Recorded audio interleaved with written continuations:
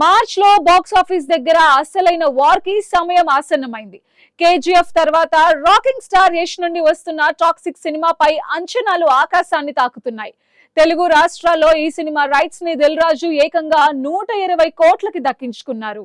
Kannada star Yash హీరోగా Gita Mohan Das direction లో తెరకెక్కుతున్న టాక్సిక్ చిత్రం మార్చ్ 19న ప్రపంచ వ్యాప్తంగా రిలీజ్ కాబోతోంది. కేజీఎఫ్ 2 తర్వాత సుమారు 4 ఏళ్ల విరామం తీసుకున్న యష్ ఈ సినిమాపై ఎన్నో జాగ్రత్తలు తీసుకుంటున్నారు.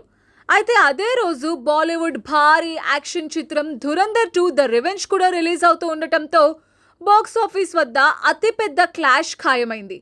2 భారీ బడ్జెట్ చిత్రాలు ఒకే రోజు పోటీ పడుతూ ఉండటం, అందులోనూ ధురంధర్ మొదటి భాగం ఘన విజయం సాధించి ఉండటంతో ట్రేడ్ వర్గాల్లో ఉత్కంఠ నెలకొంది. ఈ చిత్ర తెలుగు రాష్ట్రాల పంపిణీ హక్కులు ఇప్పుడు ఇండస్ట్రీలో హాట్ టాపిక్ గా మారాయి.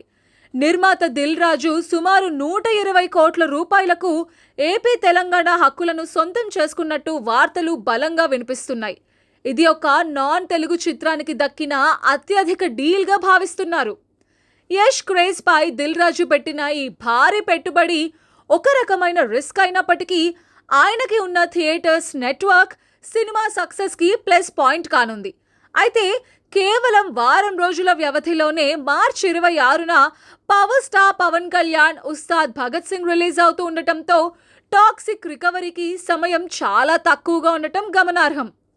మరోవైపు టాక్సిక్ దర్శకురాలు గీతా మోహన్ దాస్ కి ఇది తొలి కమర్షియల్ ప్రాజెక్ట్ కావటంతో అంచనాలు సందేహాలు రెండూ ఉన్నాయి.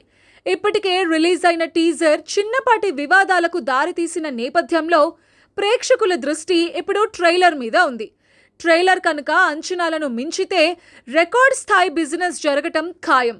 కానీ అటు ధురంధర్ 2 తెలుగు డబ్బింగ్ రిలీజ్, ఇటు వారం తర్వాత వచ్చే ఉస్తాద్ గట్టి పోటీ ఇవ్వనున్న నేపథ్యంలో టాక్సిక్ బ్లాక్ బస్టర్ టాక్ తెచ్చుకుంటేనే 120 కోట్ల మార్కుని అందుకోవటం సాధ్యమవుతుందని విశ్లేషకులు అభిప్రాయపడుతున్నారు.